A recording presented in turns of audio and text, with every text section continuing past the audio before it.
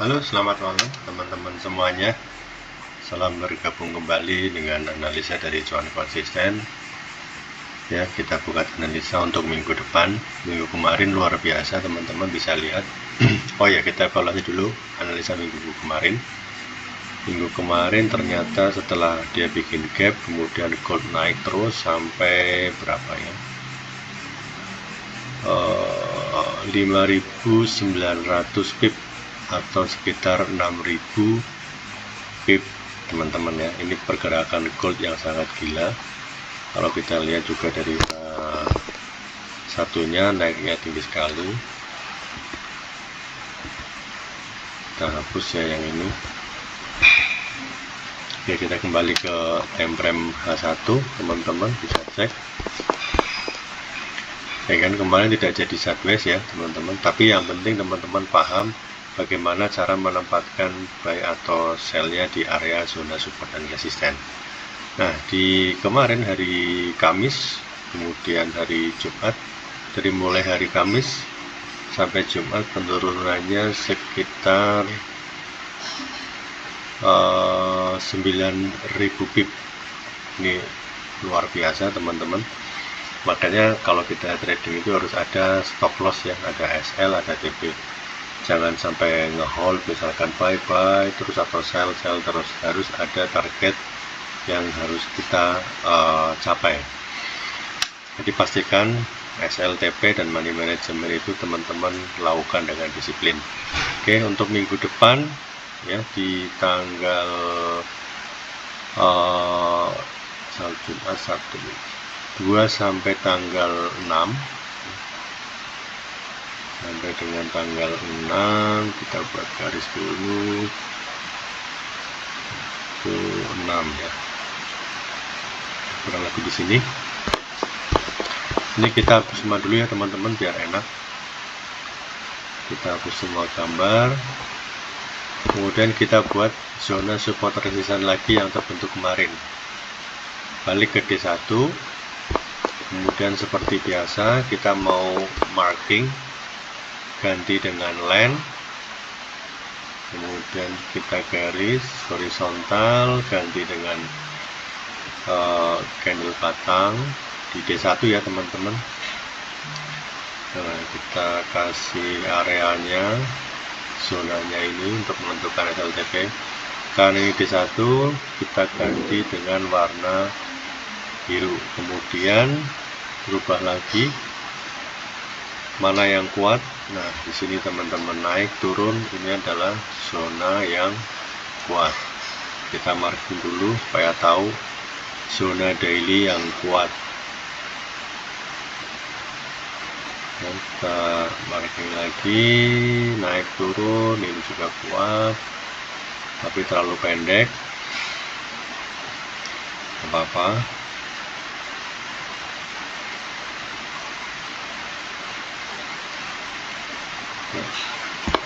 Kita garis, kemudian cepat aja teman-teman, nanti teman-teman bisa cek ulangi lagi videonya. Ya, intinya kalau di XAU itu kita cek time frame terbesar dulu di daily ya teman-teman, karena daily support resistance kuat itu dari daily. Nah, di daily ini ternyata pergerakannya luar biasa tinggi. Nah, pertanyaannya apakah besok nanti akan turun sampai ke sini? Bisa saja terjadi, bisa saja tidak teman-teman. Apakah besok akan sideways? Bisa saja terjadi, bisa saja tidak. Tapi yang penting adalah bagaimana kita menempatkan SL dan TP-nya di zona tersebut. Oke, kita rubah ke H4 dulu. Di H4 ada apa? Nah, di sini ternyata terbentuk zona-zona juga yang cukup kuat. Kita ganti, tapi kita markingnya seperti ini ya teman-teman. Oke, ini tidak ada marking. Kemudian kita ganti H4 ya teman-teman, ganti. Tarik, nah di sini coba ganti candle juga cuma satu aja,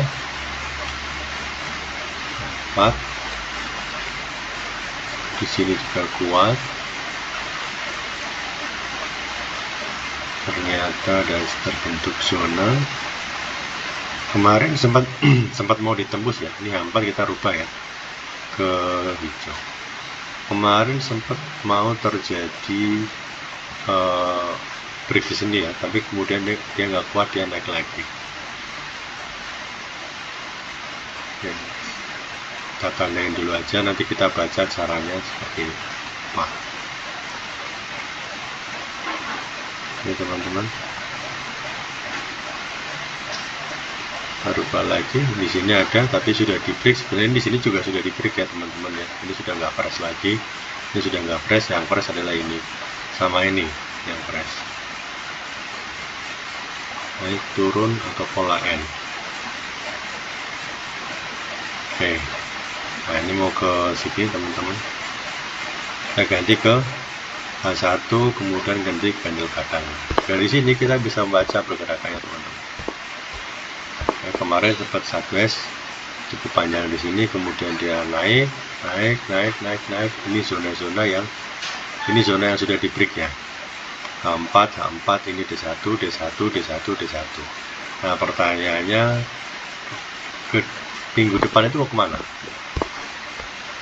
Arahnya mau kemana? Kalau dari zona-zona ini, zona H4 yang hijau H4 ini adalah D1, ada kemungkinan ini dia akan melakukan penurunan sampai dengan D1 ya, karena dari awal startnya dia dari 1 naik kemudian turun.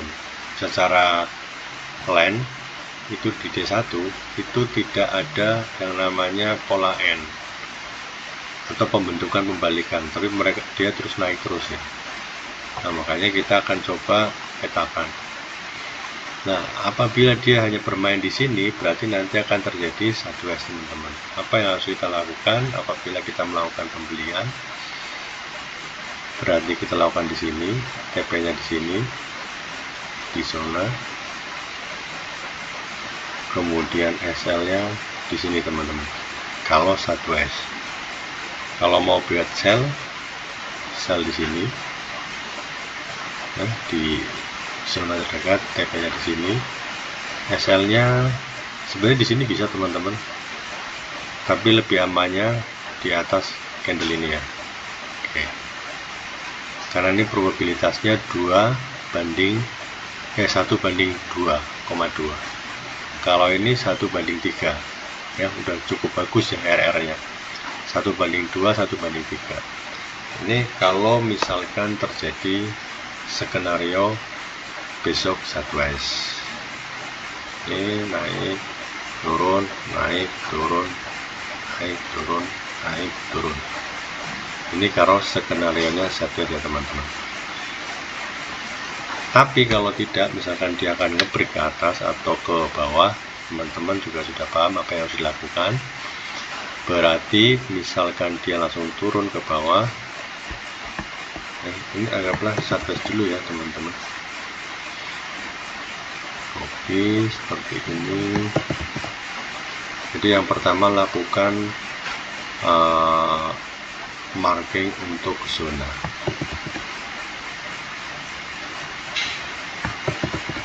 Jadi market itu kan hanya ada dua ya, market sideways atau market ranging. Nah, bagaimana caranya kita menghadapi market sideways, bagaimana caranya kita menghadapi market ranging. Nah, kalau misalkan ini sideways seperti ini skenario-nya, karena di sini adalah ada zona support dan resisten. Tapi kalau misalkan dia turun, maka apa yang kita lakukan? Kita akan lakukan yang namanya sell stop di sini, di SL-nya ya teman-teman. Di SL-nya di sini. Itu ya teman-teman. Jadi perbandingannya masih berapa? Masih 1/1,5 ya, risk rewardnya 1,5. Kalau pip-nya berapa ini?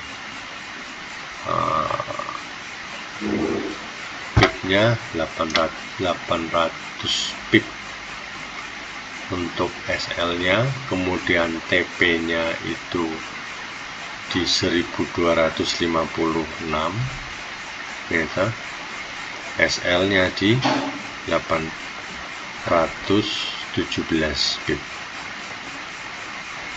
Oke. Nah, kalau misalkan ini turun berarti kita sell stop di sini seperti biasa. Kalau dia naik bagaimana? Kalau dia naik terus, sama teman-teman, tinggal sini ini kan buy stop TP di sini, misalnya di mana, di bawah zona. Ini berapa RR nya? 1/3, risk rewardnya 1/3 ya. Jadi profitnya adalah 3.563 pip, SL nya 1158, betul ya, 1/3. Oke teman-teman, itu adalah skenario untuk minggu depan. Ini kalau naik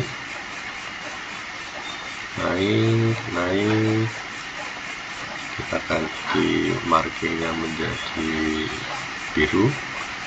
Ini kalau Sideways putih, kemudian kalau turun berarti merah ya, turun berarti merah. Oke, jadi market itu ada dua, market sideways, market ranging itu bisa ranging naik, bisa ranging turun. Dia akan bermain di zona mana? Di zona D1, antara bawah ataupun atas. Nah, dia mau lari kemana? Mau sideways di sini atau mau turun, kemudian dia melakukan kenaikan lagi ke sini, turun lagi ke sini. Ya, kita lihat minggu depan. Yang penting kita tahu kalau kena SL apa yang harus kita lakukan. Jadi kalau misalkan di sini adalah buy, kemudian TP, kemudian kita kan sell limit turun, sell limit ternyata di sini di break terus kena SL, kita di sini sudah ancang-ancang buy stop teman-teman. Jadi kalau naik TP itu ya, karena rumusnya kalau misalkan dia keluar dari zona berarti dia akan meneruskan trennya. Oke teman-teman, semoga minggu depan teman-teman bisa sukses, lebih mudah lagi untuk belajar bersama John Wilson. Selamat malam.